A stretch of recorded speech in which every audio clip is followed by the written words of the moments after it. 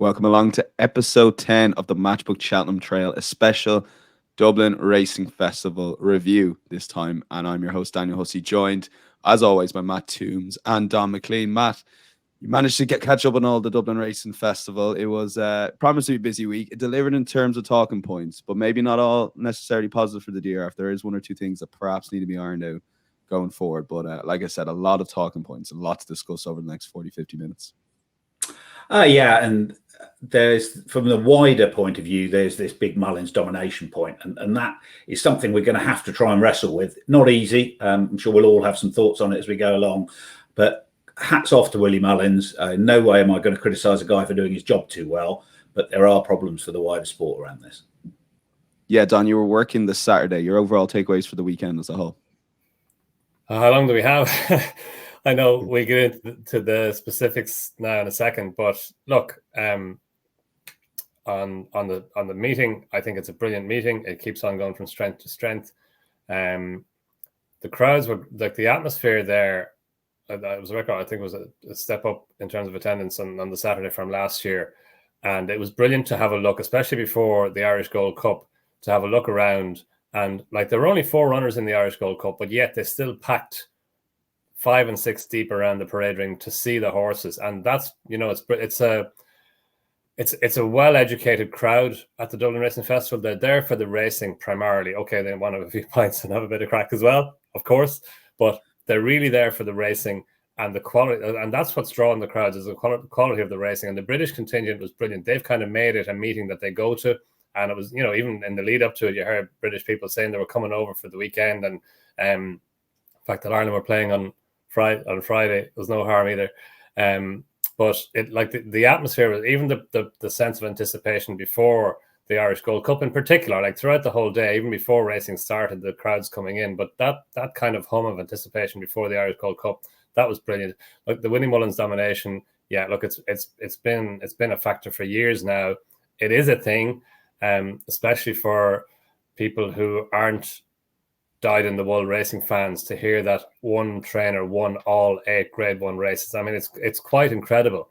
And look, you kind of say it and it trips off your tongue, and that's, you move on to the next point. But it's an incredible, as Matt says, you can't, like Willie Mullins, he's phenomenal at his job. Whatever, it's a mix of lots of different things, I suspect, to make him head and shoulders above everybody else in the industry on both sides of the Irish Sea. Like, it's an incredible performance.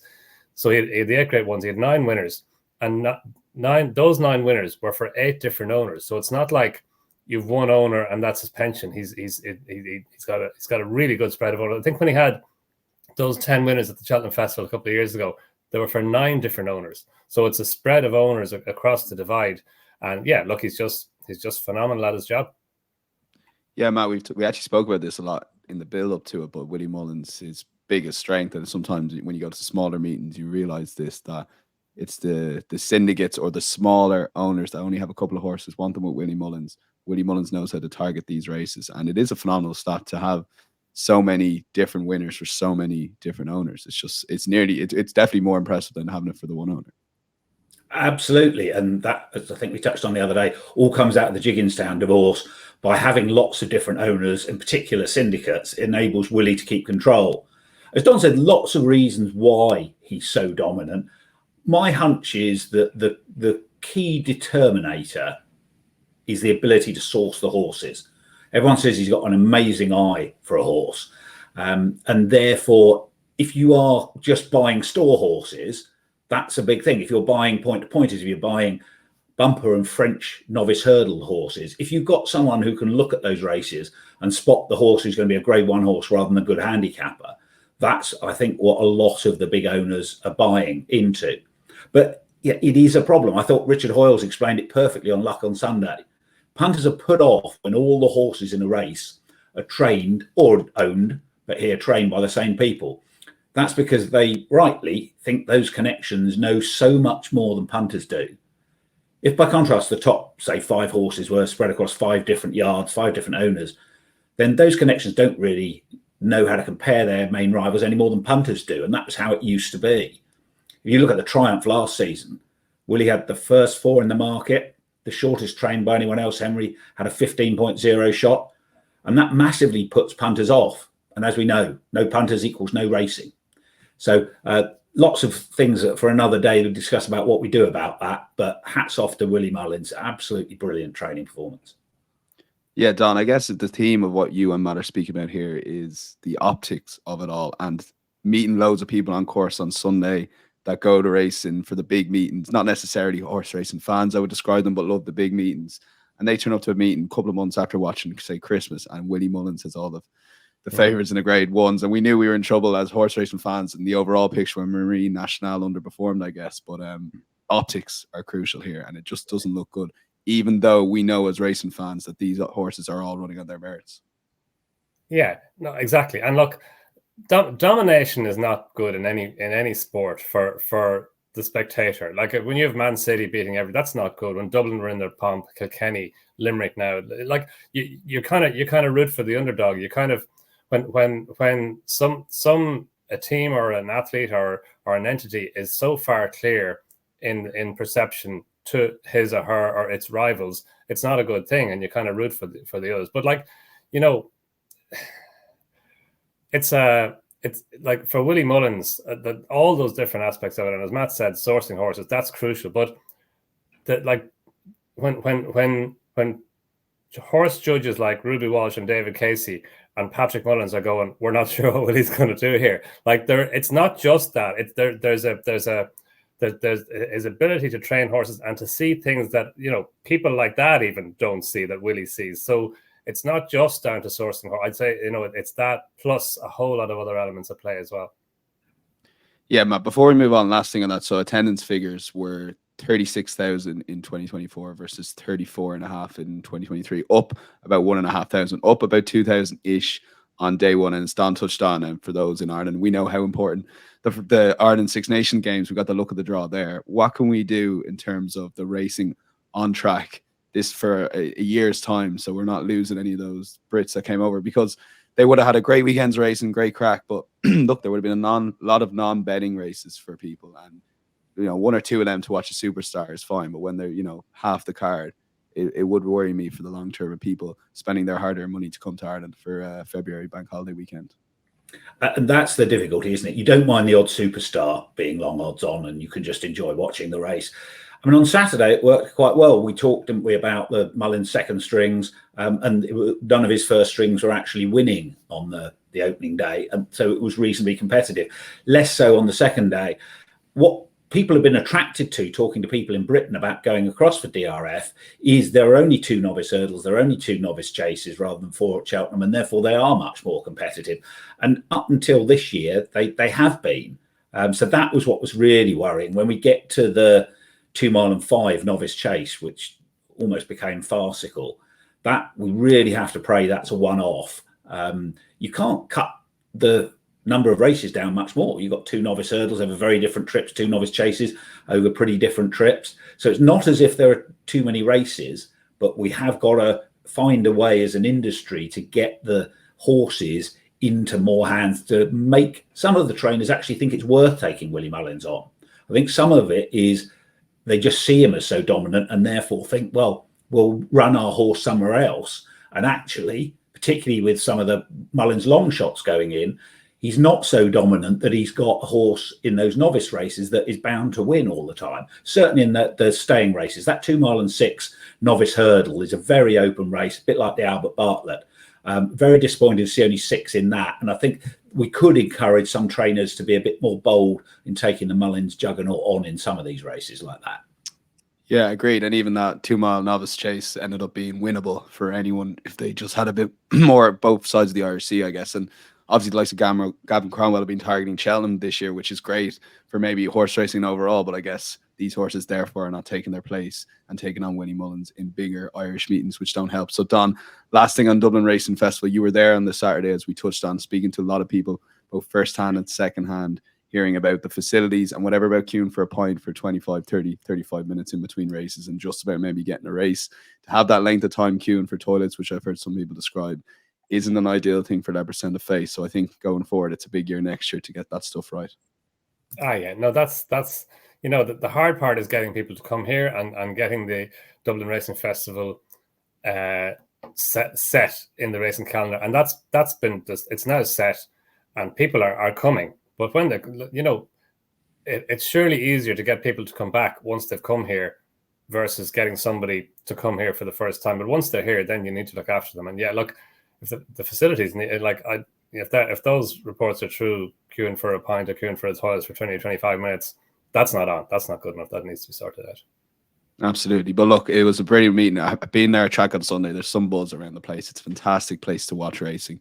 I think Leopardstown is very close on the cusp, or as close to a perfect national hunt meeting as possible, with one or two tweaks both on and off the track. So we will get into our normal DRF review this time. It is not weekend, but mostly focused on a DRF with some eye catchers as well. It gives us plenty of time to talk about the races. If you're watching on YouTube, all we'd ask, hit that like button, and of course get involved with questions either in the comments or to myself, Matt, or Don. We've got a couple of questions which we'll hopefully get to at the end of the show.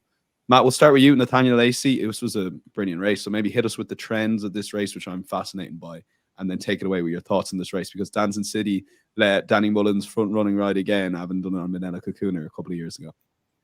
Yeah, absolutely. The trend is that runners have won from 18 in the Albert Bartlett, but the winners have finished 5-2-2-2. A tough race for novices, especially when the ground's testing, can take the edge off the runners for the rest of the season. So keep an eye out for that. But given how unpredictable the Albert Bartlett is, the record of the winners is pretty good. Only 6 lined up, which is disappointing. The smallest field in the 7 renewals so far, but plenty to chew over. The outside of the field, Dancing City won 17.0, though it shortened a bit after being put up by Daniel Hussey at 21.0 on the preview show. So great call, mate. And there was no fluke about this either. As you say, good front running ride, but he looked the best horse. And we talked on the preview show, and we touched on it a minute ago, about the Willie Mullins doesn't already know his pecking order of his novices coming here. The supposed lesser lights win quite a lot of the races. Of the 5 novice juvenile grade 1s, Dancing City 4th of Willie's 4 in the market, Cargies 2nd of 6, Elected Tomp 2nd of 3, Factor File 2nd of 2. Only Ballyburn was his first string. So there is value out there in some of these novice races. Look at the Mullins lesser lights. And jumping was crucial here. Jatara, Stellar Story, and especially Lachlan ruined their chances with poor hurdling. Predator's Gold probably jumped best, but he was keen and stepped up from 2 miles at Christmas to 2 miles 6 here. That may have made the difference, beat about a length and 3/4. Plan is to drop him down slightly and trip to the Bearing Bingham. They do tend to go steadily in that, so you'd be a bit worried he'd be a bit too free. But he is a big price, 26.0. I wouldn't fancy laying that. And Dancing City's going the other way, tripwise to the Albert Bartlett. You expect many horses to come on for their first run of the season, but some of Willie's Grade 1 winning novices appear to have proved stones for a run this season. Factfile and Ballyburn and others we'll discuss later, but Dancing City was 17.5 lengths 5th to Stellar Story on his seasonal and hurdling debut at Navan. I watched that race again, and whilst Dancing City was a little keen, had a couple of novice jumps, nothing out of the ordinary, yet he was never competitive. So often when you're looking at the races for the festival, punters, going back to, say, the maidens in the autumn can give you an edge. I'm a bit wary of doing that this season with Willie's horses. It's almost like some of them need a pass for their first run. Dancing City 13.0 for the Albert Bartlett, and he's got his chance, but that's not a race I like to play in. Didn't win quite as easily as I thought he was going to, so whether a thorough test of stamina is what he wants, I'm not quite sure. Jatara was heavily backed in the morning, but despite all her experience, she didn't jump well enough. She's a second season novice. They've got a really good record in the Dawn Run. She'd be of interest if she turns up there. Jessica has been talking about the 2.5 mile grade 1 at Fairy House instead. That's on Easter on the 31st of March. There's probably one or the other this year. And Lachlan, who was very weak in the market, slowed into the second, was awkward, had to be woken up straight afterwards, never travelling or jumping thereafter. Presumably something was wrong. He's not a betting proposition until we know more, but Vanillier won the Albert Bartlett after flopping in this. He was 34.0 at the start of festival week, same price Lachlan has drifted out to. So he's one to listen to the vibes about. Okay, yeah, definitely interesting where all these runners go in some ways. Don, Dancing City for you as a winner, it's sometimes we watch a great front running ride and Danny Mullins is always the best at it, that we maybe take away from the horse a little bit. So I guess props firstly to the horse, and good point Matt made in terms of some of these Willie Mullins novices. They come on so much for that first run, you just can't quantify it before a race. Yeah, I think that time of year, and especially it seemed to be accentuated this year, that the kind of mid-November, like before mid-November, Willie Mullins horses, they just don't run. Mid-November, the good horses. Mid-November, they're just getting going. And all this season, that kind of time period, kind of mid-November to late November, horses that ran, and Willie Mullins had plenty of runners. It just seemed like they were needing that run more than most horses, and maybe even more than other years for Willie Mullins horses. But that's the way he trains them. He's only getting going at that time of the year, and then he runs through Christmas, Dublin Racing Festival, Cheltenham, and on to Punchestown, and it's part of the reason why he's so dominant at Punchestown as well. But like the first two races, the Nathaniel Lacey race and the Juvenile Hurdle, the McCann Fitzgerald Juvenile Hurdle, they were probably the two trickiest races for Paul Townend, because there was so little evidence to go on. There was less, and not, maybe the Irish Arkle as well, maybe not so much the Irish Arkle, but definitely the first two races. And you kind of knew going into the weekend, they were the two that were I guess, because Paul Townend had so little to go on, relatively, comparatively with the other races, they were the ones that it just wasn't easy to get them right. And that's the way it panned out. I was impressed with Dancing City. Remember when he got beaten in a bumper at Wexford back in March last season, then he went back to the same bumper and won it this season. And then last season, so 2023, in March 2023, and then he's moved through the gears this season as a hurdler, but he stayed on really well. And Predator's Goal, I thought he would get the trip. It was a big step up in trip from 2 miles the last day when he got beaten by Caldwell Potter. It was a good run in really testing conditions. So it was a stamina contest over 2 miles, and he had won over nearly 2.5 miles. He won his maiden hurdle. He beat Mossy Fen Park, who went on and won it down Royal next time. So I thought he would get the trip. I think he was probably outstayed. He was a wee bit keen early on, so maybe that kind of led to his finishing effort, which was weaker than Dancing City's. But no, I thought Dancing City did well. Like he's still, that's only his third run over hurdles now, so he's an improving horse. There's every chance he'll improve for stepping up further in trip. It's only another furlong and a half for the Albert Bartlett hurdle, so that makes sense. And Matt covered a lot of the others. Jatara, even getting the £7 mare's allowance, that wasn't enough to see her get there, since she was well backed. And yeah, I think the plan is to go to Fairyhouse, not to go to Cheltenham with her. And Loughlin, yeah, like he at no stage in the race did you think he was going to be competitive. He ended up being pulled up, but that wasn't the real Loughlin. Like he showed stamina and pace to win the Doran's Pride hurdle at Limerick over Christmas, when they didn't go a great pace early on, and he quickened up. And he's a horse who stays well. He probably needs to introduce more fluency into his jumping, all right. But a peak form Loughlin, yeah, I'd agree with Matt on him. I'd say he's still a talented horse. I wouldn't just give up on him yet.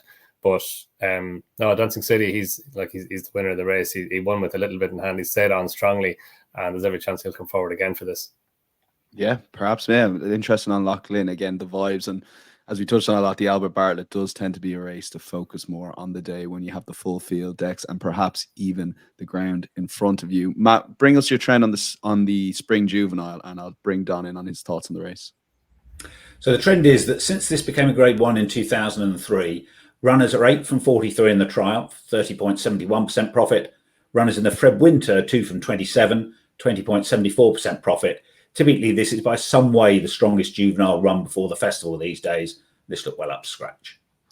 Yeah, the good things about trends, Donn, is not that we can focus fully on this race for the Triumph and the Fred Winter and the Boodles, but it means we just have a great starting point to focus on these races. And it is interesting, some of the stats we went through last week about over in England, they're not necessarily good. Those grade ones, those juvenile grade ones, aren't necessarily good things for the Boodles, or races to focus for the Boodles, but this race very much is. So there's probably a lot to take out of this race. Yeah, no, this is a hell of a race for the Triumph, Dan. As Matt was saying there, like going back to R. Connor and even horses who were beaten here, Mr. Adjudicator and Farclad, they finished first and second in the race back in 2018, and then they finished first and second in reverse order in the Triumph Hurdle. Even Dermot Wells Unaccompanied going way back, she won it, then finished second in the Triumph Hurdle. Calixios, Vauban, they've all won it. Gallimar So won it last year. She finished second behind Lossiemouth. Again, their reverse placings in the race in the Triumph Hurdle from the Spring Hurdle last year. So it's a race that I know Sergino sets a good standard. He looked very, very good in Britain, but this is a strong race, and Cargesi did well to win it. Like, she was too keen. in the Grade 2 race over Christmas when she went down by 3 parts of a length to Cala Conti. That was a big run for a filly who'd run so keenly, and the market took that into account. She was very strong the whole way to the off. She did well, I thought.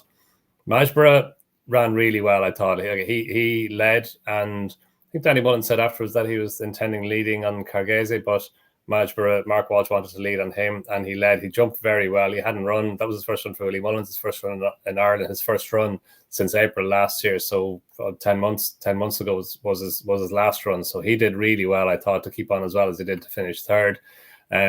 Storm Heart was put in as favourite, and then was kind of a weak favourite because Paul Tennant chose to ride him. That obviously influenced the initial market. And he was impressive in winning at Punchestown. I thought he ran well, only going down by less than 2 lengths to Cargese, but he was, something had to be favoured, and you could understand why he was, because Paul Tennant had chosen to ride him, but he didn't have much in hand over others based on what he'd done before going into the race. But it was a good run, and look, I think there's plenty to take out of this race. I thought Ethical Diamond, he did well. He was well back early on. He was a really good winner on the flat for Michael O'Mara at Limerick, beat Beechwood, and then was really disappointing in a maiden hurdle at Leopardstown over Christmas. So this was a good, much more encouraging run. He was well back early on. Michael O'Sullivan rode him. He was a 50-1 shot, and he kept on to finish 6th. And Bunting, Brian Hayes rode Bunting, another Willie Mullins horse. He clocked the fastest final 4 furlongs, and I thought he stayed on well as well. He kind of hung a wee bit to his left as well in the run in and got straightened up. So they've both had 2 runs. I'm not sure there's enough time to get another run in wouldn't be, they'd be kind of rushed now to get another run in order to qualify for the Fred Winter. But if either of them did run between now and then go on to the Fred Winter, they'd be very interesting in that. But, they could be lively outsiders either in the Triumph Hurdle. Okay, a lot to take out of there. Matt, your thoughts on the race? Yeah, I'd echo exactly what Don said, and particularly about Ethical Diamond, who, as Don said, real eye catcher. Willie had thought he was his best juvenile before he flopped on that stable debut Don mentioned at Leopardstown at Christmas. And the vibes were very much this was a get back on track mission. He was very weak in the market, ridden out the back. So despite not being that great at the last 2 flights, he still had plenty to run on to be beaten just over 5 lengths in 6th. It'd be no surprise to see him take a big step forward next time.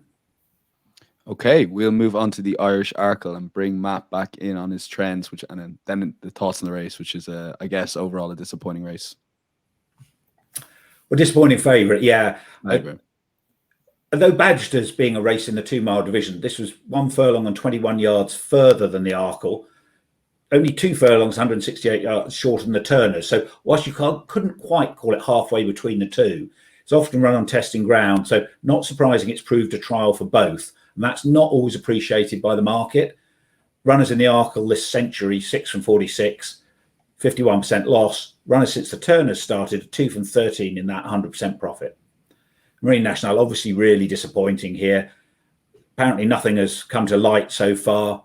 His supreme form looked a bit shaky, but Ilete Tomp and Facile Vega both reversed that here. So you have to think there was something wrong. Ruby Walsh has been talking about his head carriage. He did have a breathing op over the summer. Wasn't off the bridle winning on chasing debut. So perhaps his breathing caught him out. There's a bit of a sprint off a steady gallop here. Better ground would help, but it wasn't that testing on the chase course. Barry Connell said he's inclined to put a line through it, which is what you do when you haven't got an explanation for it. Sometimes that's the best thing psychologically to do as a trainer. Worth a quick mention of stable form. Hard to judge with small yards. So I wouldn't read too much into this, but just on the stats, last season Connell was 19 from 60 in Ireland, 32% strike rate. This year he's 5 from 55 and 9% strike rate. Now, some of last season's good horses got injured like Goodland, which will impact that, but maybe they're not quite in the same form this season. I suspect Marine National is going to be one of those horses that divides opinion on the preview night circuit. Those who are believers will by and large keep believing and say he's now out to about 4.3. That's a big price. Those who wanted to take him on will carry on doing so. Ilete Tomp, very good in this meeting last year when trouncing his field in the 2-mile novice hurdle, then went backwards at Cheltenham and Punchestown, being keen and jumping poorly.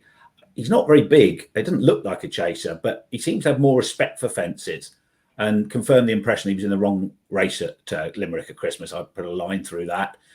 They went steadily here. His 2-mile speed proved decisive when they sprinted after the second last.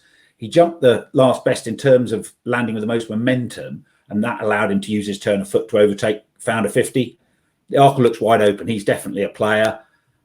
Perhaps I'm scarred by backing him at the Supreme last year, but he does look like the sort of horse who'll find a way to make a mess of things on the big stage.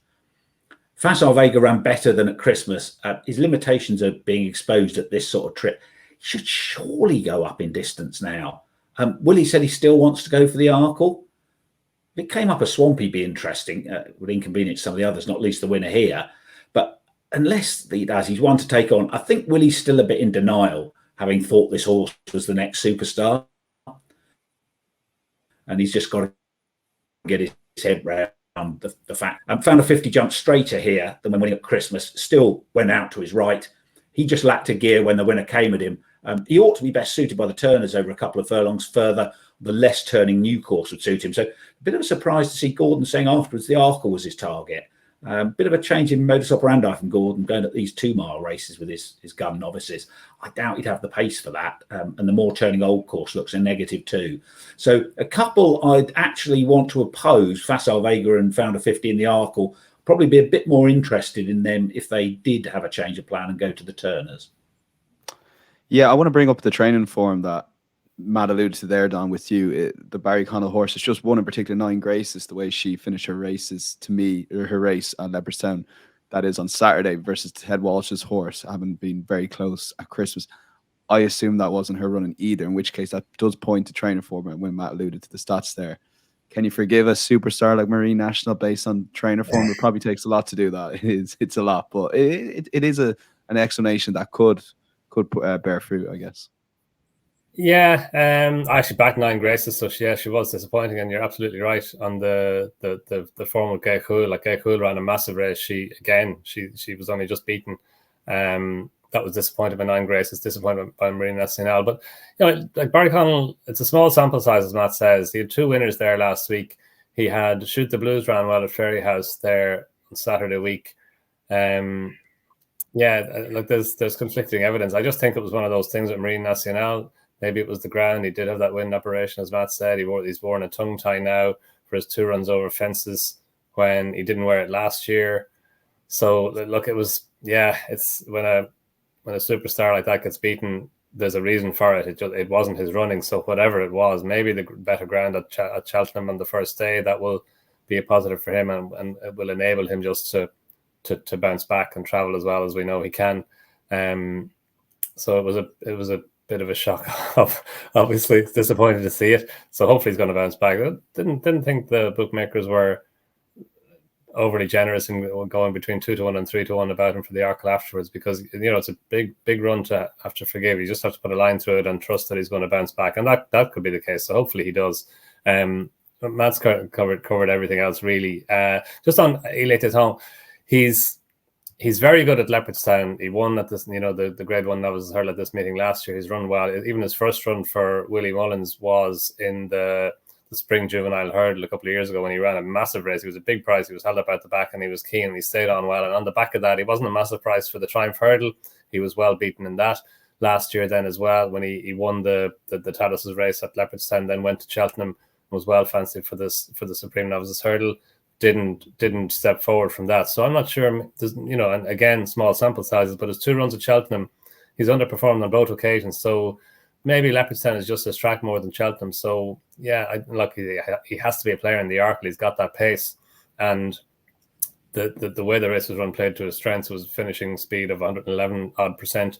So they did go slowly early on. That in that sense it suited Founder 50 because he was ridden forward by Jack Kennedy, in the sense that he probably stays further than this. It probably wasn't a positive. And yeah, like I'd agree with Matt. I'd be interested in him if he were to step up and trip for the turners. Like, he finished second in the Drinmore Chase, beaten by the Irish Grand National winner, 158 rated horse. That's over 2.5 miles, and he stayed on well to win the Racing Post Chase over 2 miles and a furlong at the Christmas meeting. So yeah, I'd be more, look, he's a talented horse of Gordon Elliott's, and he'll be a player wherever he goes, but I'd be more interested in him over 2.5 miles than over 2. Yeah, the Arkle and Turners have left more questions than answers after the weekend. Looking ahead to the festival, Matt, hit us with your Irish Gold Cup trend, and I'll bring Don in on his thoughts on Galloping the Champs. Between 2000 and 2013, runners from this were 0 from 23 in the Gold Cup. Since 2014, they're 4 from 29, 12.43% profit. The trends illustrate the wider power shift westwards across the Irish Sea. With the first two in the Gold Cup market finishing 1-2 here, that trend could well strengthen. Yeah, Don, for you, I know you fancied her, and it's been an old favourite of yours, Fast or Slow, for a long time. Thought he ran well. Thought there maybe 1 to 2 seconds of the race. I thought he might have a chance again, galloping the chance before he pulled away again. But your thoughts on the race? Yeah, look, really interesting race, obviously. Like you, Dan, I thought when JS7 moved up on the outside after the second last, I thought he was going to challenge, and he did challenge.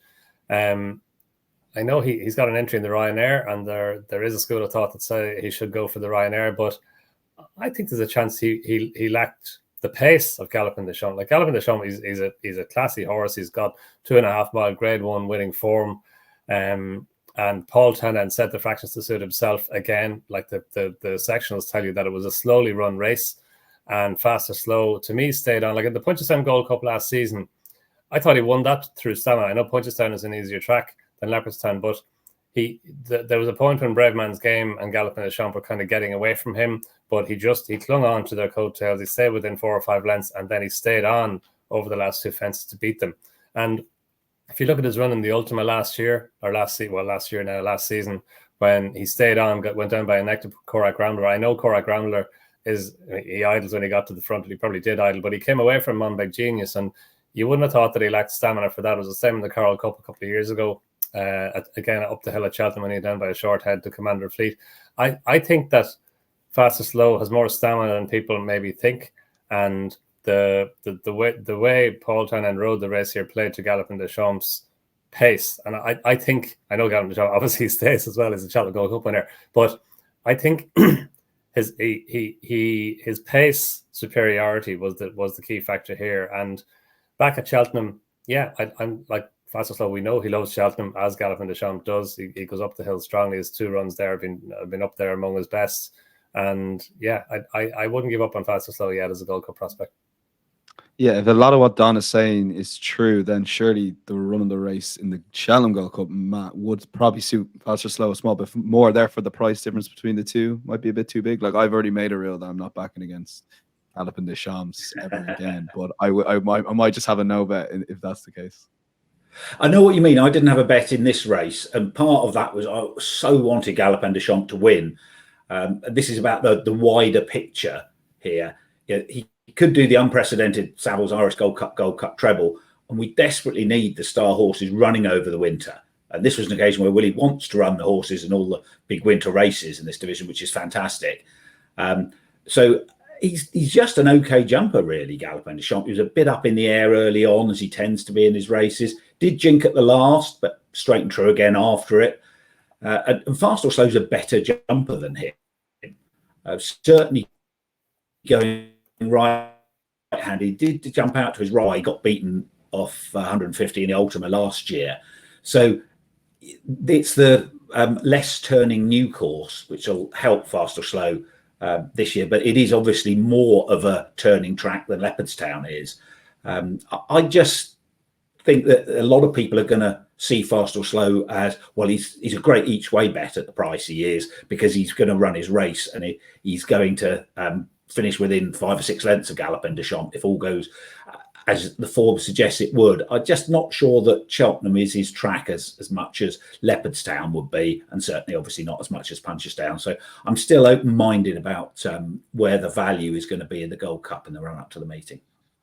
Yeah, I know he'll be trained to minute for the Gold Cup at Cheltenham, but I guess they know Martin Brass will also in the back of mind targeting that Punchestown Gold Cup again.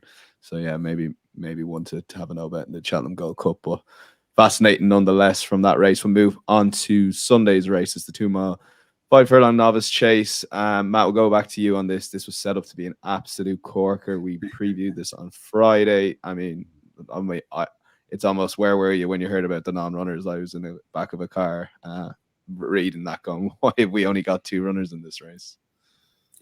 Yeah, pretty unedifying spectacle, especially as we've been talking all season about the fact there's a strong group of novice chasers at intermediate and staying trips. So in that context, I'm not quite sure how useful the trends are going to be, but for what they might be worth, runners are 0 from 14 in the Turners, but 5 from 41 in the Broadway this century.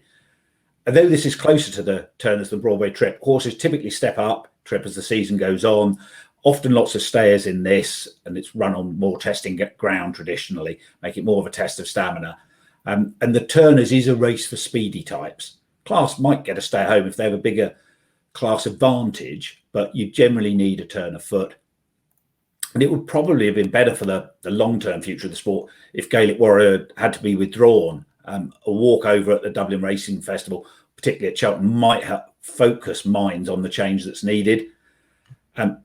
Gaelic Warrior clearly not himself. He was acting the goat beforehand in the parade ring. He is a tricky customer generally, but to my mind, that looked worse than he usually was.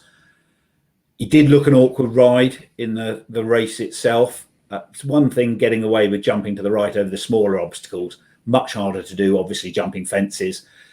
Wouldn't surprise me if he waited for the 2.5 mile grade 1 at Fairyhouse 17 days after the Turners. If he does go to Cheltenham, he's a bit of a bolt up or bomb out proposition. Maybe he's one to lay for a place on the Matchbook exchange if he turns up on the day. And that will depend on the Mullins 18, the way Willie works. And if you're playing Mullins bingo, always remember that Willie splits his best horses up between the grade 1 races. Even if 2 of them would be ideally suited by the same race, the best 3 will be running in the 3 different races. So it depends on what else he's got from that. Factor File, clearly going to be one of those. He's probably going to be about the hardest leading contender to assess at any grade 1 at the festival. You're seemingly beaten fair and square by American Mike. But as we discussed about Dancing City, can you just put a line through that seasonal debut? Yeah, it wasn't as if it was a dry autumn and that they should be behind. It was a really wet autumn. So you'd have thought the Mullins horses might have been a bit more forward, but some of them really ran disappointingly. He's then had 2 solos. He beat Zanna here, who didn't take to fences by 17 lengths, and with no real meaningful chase form to assess him by. He went a little bit to his right here, may have just been following Gaelic Warrior. Vibes are really strong. Visually looks really good. Wouldn't surprise me if he won at the festival or was beaten 20 lengths. Putting my racing fans hat on, I really hope Factor File is a star. It'd encourage Willie to revert to the Florida Pearl, miss that method, going straight from bumpers to fences with more horses, especially those that are 6 when contesting the big spring bumpers. But personally, I didn't learn much here. Factor File's a good prospect, hasn't proved much yet. That's not his fault. He can only beat what's put in front of him. But because he's been a hyped horse after what Willie said about him, I'll probably end up opposing him at the festival, but without a huge amount of confidence because I don't know that much about him yet. Yeah, Don, Matt sort of hit the nail on the head with Factor File, given Gaelic Warrior's underperformance in particular and his form throughout this season in his first time jumping obstacles. It's hard a horse to get an assessment on exactly where we are with him until the festival. Oh yeah, that's exactly it. We don't have a lot of evidence, as Matt was saying. He was obviously a top class bumper horse last season, finished second at Cheltenham and finished second to Dream to Share at Leopardstown as well at the Dublin Racing Festival. That was his kind of last season was his kind of hurdles or bumper season, and then he was always going straight over fences, Willie said. So look, it's the Florida Pearl missed that route, and we didn't learn a huge amount more about him on Sunday. Probably learn more about Gaelic Warrior, but it is going to be interesting now to see where they all go. Like you've got him, Facile Vega, and then you've got the Arkle horses as well. He'll let it on for the Arkle Hunters, the Iron for the Arkle, Blood Destiny. Where's he going to go? So there are a lot of Willie Mullins horses up in the air. But Gaelic Warrior, yeah, like he obviously, I was kind of in the lay him wherever he goes at Cheltenham camp. He may not go there, and it would make much more sense, as Matt said, to go for the Fairyhouse race where he's going back right-handed again. But it wasn't a right-handed thing. Obviously, at the weekend, it was just he just wasn't up to himself, for whatever reason. But yeah, pretty unsatisfactory. Obviously, a 2-horse race. It's a pity. It would have been a really good race, especially if Grange Clare West had been in it. He was the one I was looking forward to seeing most against those two. Just have to wait to see him again now. Yeah, I think I might have billed it as the best novice chase of the season, including the Cheltenham Festival. So I was already preempting that. So I don't know, could have arguably be the worst one by the end of the year. Anyway, Don, we'll just get your thoughts on Ballyburn first, and then I'll bring Matt's trend in. But did we see the Supreme winner in first and then the Ballymore winner in second? Yeah, potentially, if that's where he goes. Look, he was so good, Ballyburn, and he's always been highly regarded. I remember when he won the bumper at Punchestown last season, they ran him in a normal bumper. Actually, beat Danton City at the second place, and they ran Tully Hill against the Dream to Share. And they kind of sensed afterwards maybe they were thinking maybe if we'd run them the other way around, it would have been more interesting. So that's how highly regarded he is. And yeah, look, I know he got beaten by Firefox, but that was at the Hatton's Grace Hurdle meeting when the Willie Mullins horses were just getting going.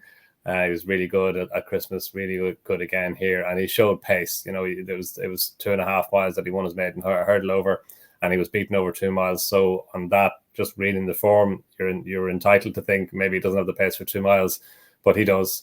And he quickened away. He showed more pace than Slade Steele. Like Slade Steele is a horse I like a lot. I know you like him as well, Dan. I think he's a really interesting horse. And Henry de Bromhead, like his kind of modus operandi is he's a kind of a 2.5 mile horse, Slade Steele. You kind of thought he was that going into the race. He won his grade 2 over 2.5 miles when he beat King of Kingsfield in his maiden hurdle over 2 at Naas back in November. He didn't look like the most likely winner until late in the race. His stamina really kicked in over 2 miles at Naas. So instead of like there's no 2.5 mile race at the Dublin Racing Festival, obviously it's 2 miles or 2 miles 6.5.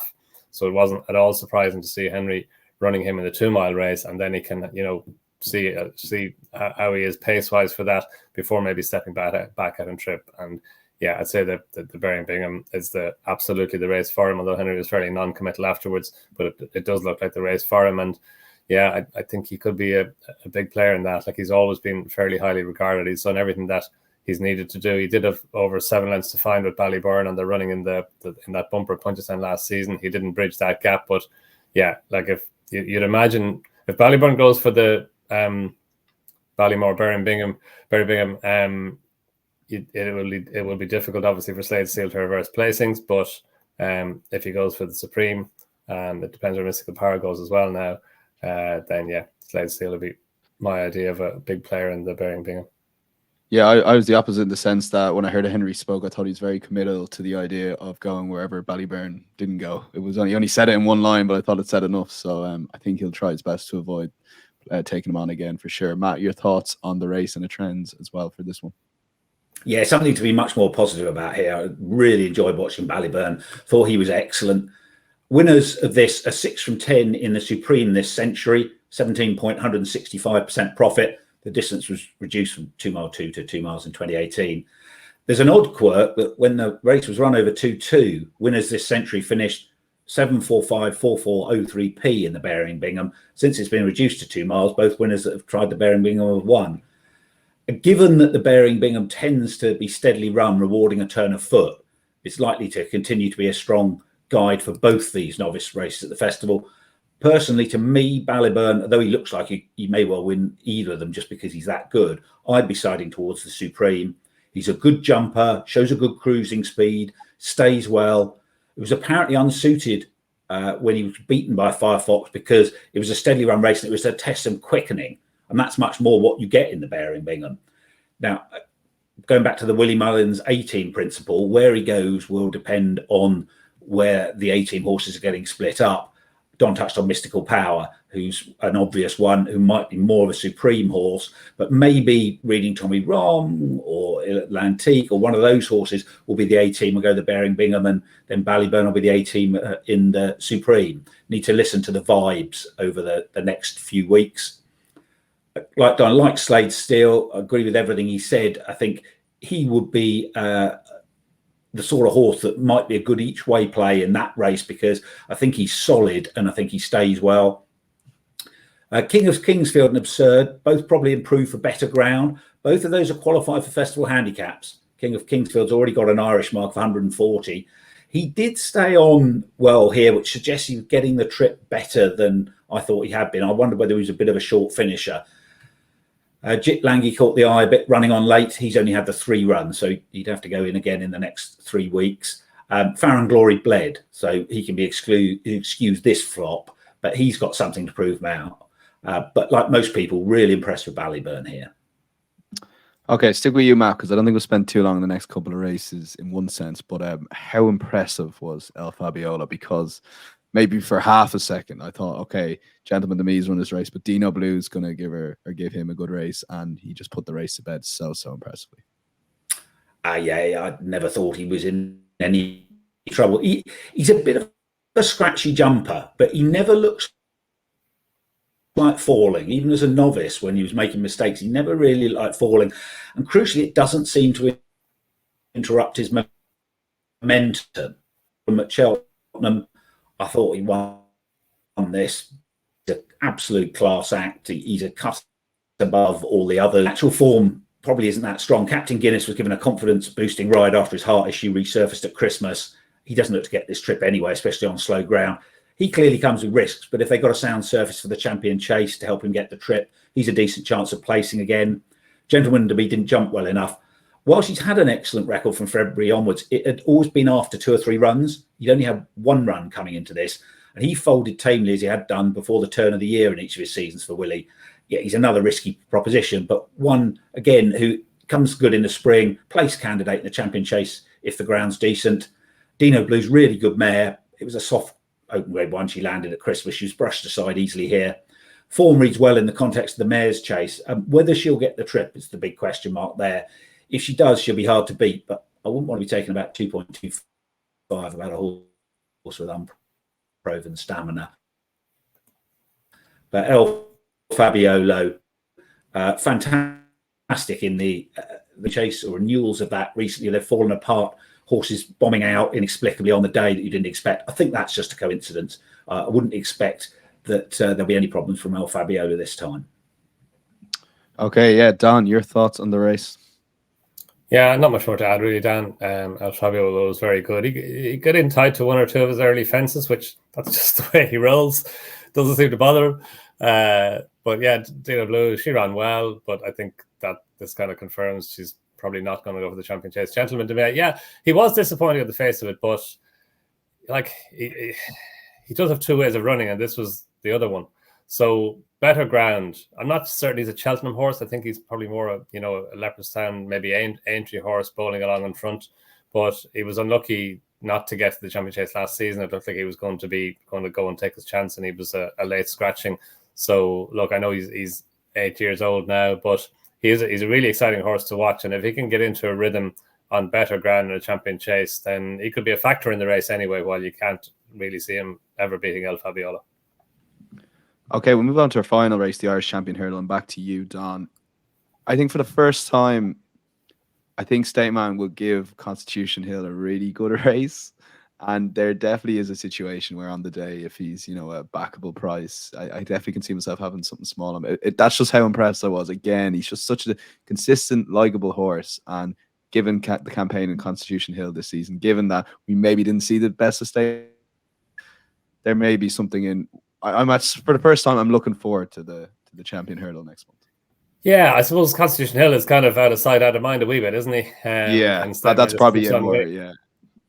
Yeah, but look, you can't, like Stateman, he's a phenomenal horse. Like, he just keeps on winning. Like, his only defeat, bar his fall and his maiden hurdle, Leopardstown in Christmas 21, was the Constitution Hill. He just keeps on running in Grade 1 races and keeps on winning them. And Parry Pass, you have to feel sorry for him a little bit. Like, they tried something different. You can see why they tried it going out in front. It just didn't suit him. And what he needed was something else to go along out in front and make it a stamina test, because his only chance of beating Stateman was through stamina. Stateman's got so much pace, and Parry Pass, while he's a pacey horse as well, he's a Baring Bingham winner. So he does stay that trip.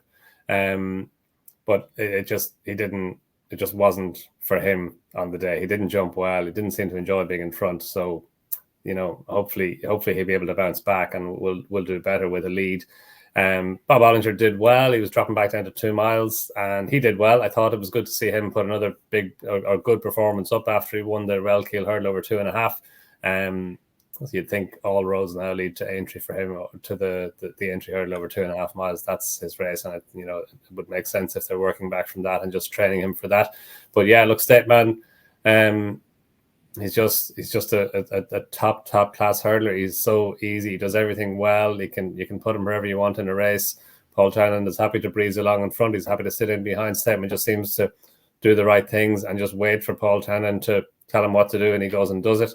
And In fairness to Paul Townend, since the start of the season, he's been saying that he just didn't feel Stateman was at his best at Cheltenham last season. And it obviously wasn't a track thing. We know that he goes well at the track.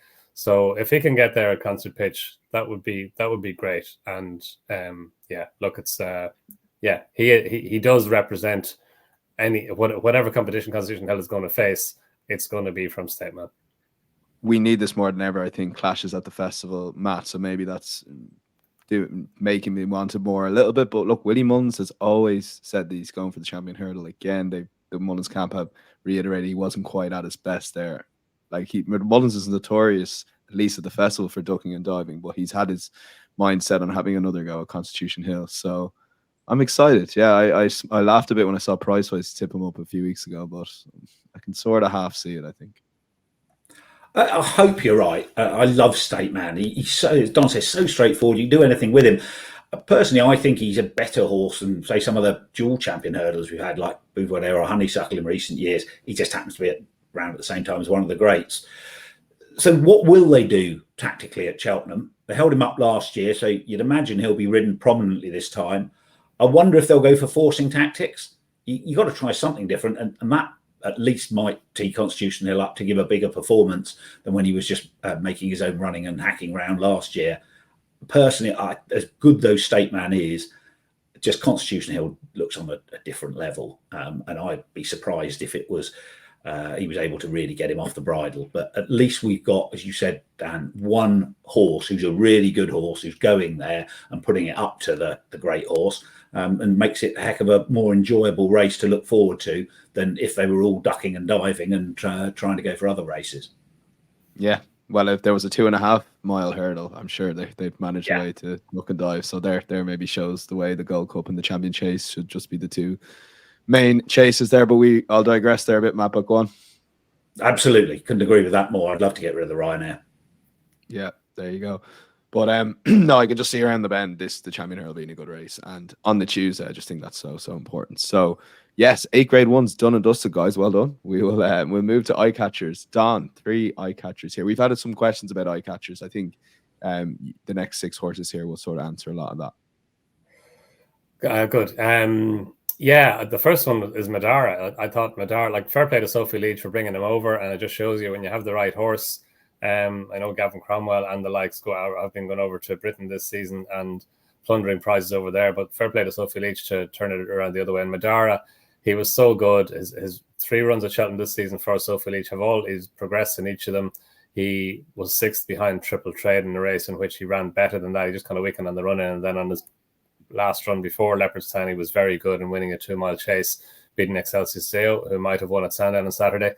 And then on Saturday at Leopardstown, he just travelled so well, just did behind the pace for James Reilly. It was a really competitive handicap chase. Pat Duro and Solness, who were the 2 big dangers to him, it looked like they both ran their races, while Solness did make a mistake. I think the second last fence in the back straight, that didn't help him. But Madara always travelled really well and picked up well, won impressively, won by nearly 3 lengths, and probably had a fair bit more in hand than that. The handicap has given him £10, which you can understand why. It's not harsh. I don't think you're kind of expecting something like that.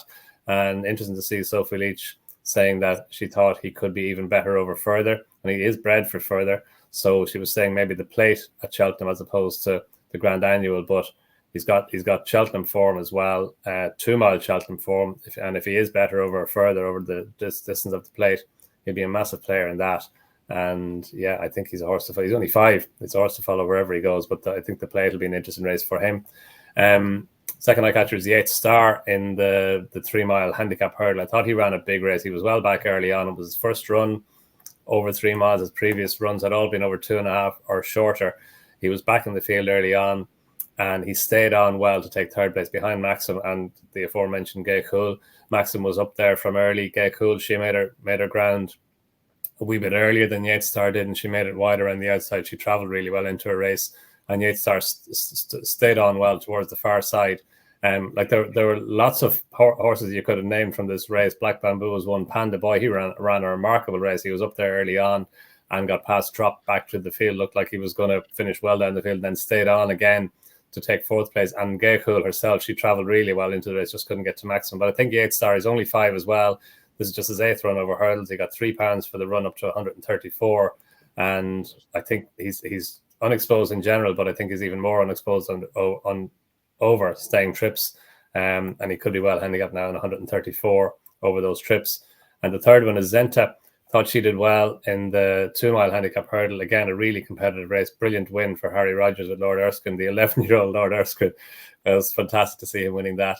Zenta travelled well into a race as well. It was a race that was run at a really fast pace, and she came up on the outside looking like she was going to win it, probably travel like the most likely winner. Then just couldn't go on with Magical Zoe and Lord Erskine, but it was a really good run. She was a high-class juvenile last season. She won a Grade 3 race on her first run for Willie Mullins, and then finished third in the Triumph Hurdle before going on and winning the Grade 1 4-year-old hurdle at the Aintree meeting. She ran over fences on her debut this season. She didn't jump well behind in the mare's race that Silent Approach won at Cork, but back over hurdles here, I thought she ran a big race. It's only her 5th run over hurdles. She's another 5-year-old actually. She's got a mark of 142 now, which is, to me, it's a more than workable mark. And yeah, she could be interesting in another really competitive handicap. Okay, that's Zenta, Madara, and Yeet Star for Donn on the eye catchers. Matt, you're 3. Yeah, we're starting with my old friend Good Time Johnny. Hadn't been sighted in 2 runs over fences this season, ridden out the back, not jumping well. 5 chases, he's now been beaten 23 lengths, 71 lengths, 58 lengths, 37 lengths, and on Sunday by 27 lengths. This was more encouraging though. Off 135, ran on to be 5th, only 13 lengths behind the runner-up at the line. I thought after a couple of runs over fences to blow the cobwebs away, being one of the British Attempts qualifiers. He won with a ton in hand last year, but only went up £5. This makes me think he's been aimed at the Kim Muir, and he's getting near the front of the market for that now. Derek O'Connor did ride him on his previous start. Must be long odds on JP as a runner, so Derek won't be available. Good Time Johnny ran better here than previously, bar a mistake 4 out. Ran on well. The easier Cheltenham fences will be to his advantage. Never threatening 17.5 lengths 12th in the handicap at this meeting before winning the Attempts final. So very much a similar modus operandi. Just wonder whether the plot is starting to bubble and it could come to the boil again in March. Price-wise, in the Racing Post, put him up for the Stayers Hurdle today. That makes sense from a non-runner, no-bet perspective, because he'd be much shorter than 51.0 if he did line up. But if you were going down that route, surely he'd have reverted to hurdles by now. So my hunch is the Kim Muir has been the target all season. Path de Rue, we've mentioned, a bit of a mercurial character. Since he was sent over fences, jumping's been a bit hit and miss. Daniel put him up for the 2 mile 1 handicap chase on Saturday. It was easy to see why. He looked potentially well handicapped off 136. And he had been getting his act together. He was in with a chance over course and distance at Christmas when coming down at the last off 132, then 10 lengths second to the Arkle hopeful Hunter's Yarn last month. And he made mistakes again here, especially early on. He's another who might do better over the easier fences at Cheltenham. He's raced almost exclusively around the minimum trip, but his half-brother Blue King Daru won the Ascot Hurdle over an extended 2-3 as a 4-year-old in the autumn, 5th in the long walk. Maybe going a stride slower over an intermediate trip would help him get into a rhythm. So he'd be interested if he was showing up in the plate. Might get his revenge on the winner there. Bit of a white knuckle ride if you back him, but he is the type who's going to win a big handicap on a day where he puts it all together. And finally, Feet of a Dancer, who was 3rd in the Mare's handicap hurdle over 2-2, really wide throughout. Probably wasn't her trip. She looked like she went further. Plenty of mares running this because it's such a big pot and then improve when going back to their ideal trip. She ran on well despite an awkward jump at the last. She was off an Irish mark of 125, might not get into the Coral Cup, but a British mark of 126 got into the Martin Pipe last year, down from 132 the previous couple of years. And Paul Nolan's very selective about what he brings over for the festival. Punches well above his weight with his runners. So this was just the 7th start of her career. Hopefully plenty more to come. Okay, Good Time Johnny, Pat Daru, and Feet of a Dancer for Matt. And we've covered Don's eye catchers. I've won actually Attaboy Charity. I backed him, so tinted glasses perhaps, but remains untouched out a mark off 1, 2, 3 after falling at the second last. Interesting where he goes. I guess toward. Sorry again. You backed it as well, Don. Yeah. Thoughts on it? Like my biased view saying he would absolutely pissed off. That's my view. I'd say definitely, yeah, for sure. Yeah, thank you. That makes you feel a lot better. Yes, thank you. I had a couple of fallers on the Sunday, such as life. But yeah, I want to keep an eye on where he goes Don next. I was thinking maybe a Ferry House Punchestown handicap, but I look up a marker 1, 2, 3. I guess options are limited. Given that he's trained by Eddie Cawley, Ferry House as far as he'll probably go. Yeah. That's good to hear. That's good to hear. So definitely one to keep an eye on. My thanks to Matt and Don, all done within the hour. So great stuff as always for the guys. We'll be back next week with our regular show where we go weekend review. We do eye catchers, but also cover 2 Cheltenham races. We will have special guests as well, all the way up until the festival. The guys, the Tom Stanley and the Horse Racing Podcast crew will be back later in the week. So do keep an eye. Really good card on probably the last really big Saturday that is before the Cheltenham Festival. Until then, enjoy the racing throughout the week, and we'll chat to you next week. Bye bye.